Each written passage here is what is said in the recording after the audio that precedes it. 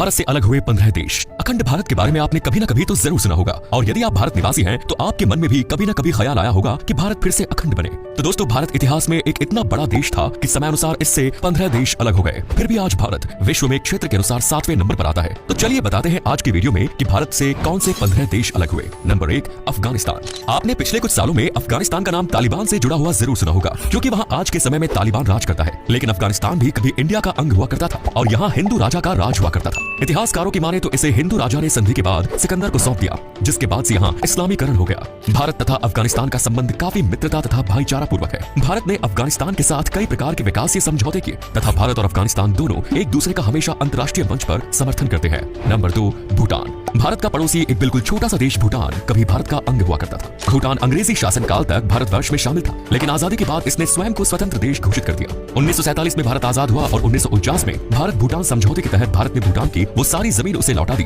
जो अंग्रेजों के अधीन थी। इस समझौते के तहत भारत ने भूटान को हर तरह की रक्षा और सामाजिक सुरक्षा का वचन भी दिया। नंबर 3, बांग्लादेश। ये देश भी अंग्रेजी शासनकाल तक भारत का हिस्सा था, लेकिन आजादी के समय ये पाकिस्तान को दे दिया गया। लेकिन कुछ सालों में इस पर पश्चिमी पाकिस्तान का अत्याचार बढ़ने लगा, जिससे बाद ये पाक से भी अलग हो गया। इसको पाकिस्तान से आजाद कराने में भारत की महत्वपूर्ण भूमिका रही, क्योंकि भारत ने सन 1971 में पाकिस्तान से युद्ध करके इसे आजाद कराया। Number 4, Iran. आज के समय में ईरान एक अरब कंट्री है, लेकिन पहले यहाँ आर्यन रह चुके हैं। ऐसा माना जाता है कि इतिहास में भारत के आर्यन यहाँ जाकर बस गए थे, लेकिन इसके पड़ोसी देशों में रहने वाले अरब के आक्रमणकारियों ने इसे अपने कब्जे में ले लिया। Number 5, Vietnam. इतिहास में यहाँ भी काफी हिंदू लोग निवास करते थे, लेकिन धीरे धीरे यहाँ बौद्ध धर्म हावी होता गया। पहले इस देश का नाम चंपा हुआ करता था, लेकिन यहाँ हिंदू राज समाप्त होने के बाद ये देश अलग बन गया। आज के समय में वियतनाम अपने खूबसूरत समुद्री तटों, अपनी संस्कृति, अद्भुत भोजन जैसे फो, वियतनामी कॉफी और मैत्रीपूर्ण लोगों के कारण एक लोकप्रिय पर्यटन स्थल है। इसके साथ ही ये भारत का एक अच्छा दोस्त भी है। Number 6, Cambodia. आपकी जानकारी के लिए बता दें कि कंबोडिया में दुनिया का सबसे बड़ा हिंदू मंदिर है, जिसकी इमेज आप कंबोडिया के नेशनल फ्लैग में भी देख सकते हैं। ये भगवान विष्णु जी का मंदिर है, जिससे आप अंदाजा लगा सकते हैं कि पहले यहाँ भारत का शासन हुआ करता था। Number 7, Indonesia. आज इंडोनेशिया दुनिया का सबसे बड़ा मुस्लिम देश है, लेकिन ये भी कभी भारत का हिस्सा हुआ करता था। हालांकि आज भी इंडोनेशिया में काफी लोग हिंदू धर्म को फॉलो करते हैं। इसके साथ ही इंडोनेशियाई लोक कला और नाटक रामायण और महाभारत के महान महाकाव्यों की कहानियों पर आधारित है। Number 8, Philippines. ये भी पूर्वी एशिया का देश है जो कभी भारतवर्ष का हिस्सा हुआ करता था, लेकिन भारत के रास्ते यहाँ मुस्लिम आक्रमणकारी पहुंच गए और इसे स्वतंत्र देश घोषित कर दिया। यहाँ भी कुछ प्रतिशत में हिंदू आबादी रहती है। Number 9, Malaysia. पूर्वी एशिया के ज्यादातर देशों का इतिहास लगभग एक जैसा रहा है, जिससे मलेशिया भी अछूता नहीं रहा। पहले यहाँ हिंदूवादी लोग रहा करते थे, लेकिन बाद में यहाँ भारत के बौद्ध अनुयायी बसते चले गए और इंडिया से अलग हो गए। देश जब आजाद हुआ तो मलेशिया को अंग्रेजों ने अपने पास रख लिया। हालांकि 1957 में इसे एक अलग आजाद देश बना दिया गया। Number 10, Myanmar. इस देश को हम बर्मा के नाम से भी जानते हैं, क्योंकि भारतवर्ष में इसका नाम बर्मा हुआ करता था। जब अंग्रेज भारत आए तो इन्होंने इंडिया के साथ म्यांमार को भी अपने कब्जे में ले लिया, जिसके बाद यहाँ भी सैकड़ों साल शासन किया और अंत में म्यांमार ने खुद को स्वतंत्र देश घोषित कर दिया। नंबर 11 है नेपाल। नेपाल के नाम से आपको पता होगा, भारत में बनने वाले राम मंदिर की मूर्तियों के लिए नेपाल से ही शालिग्राम शिला लाई गई। फिलहाल तो दुनिया में एक भी हिंदू राष्ट्र नहीं है, लेकिन नेपाल स्वयं को हिंदू राष्ट्र बताता है, क्योंकि यहाँ की ज्यादातर आबादी हिंदू धर्म को फॉलो करती है। इसकी ज्यादातर सीमा भारत से लगती है, लेकिन ये भी समय के साथ इंडिया से अलग हो गया। नेपाल और भारत पड़ोसी राष्ट्र है। इसके साथ ही दोनों राष्ट्रों की धार्मिक, सांस्कृतिक, भाषाई एवं ऐतिहासिक स्थिति में बहुत अधिक समानता है।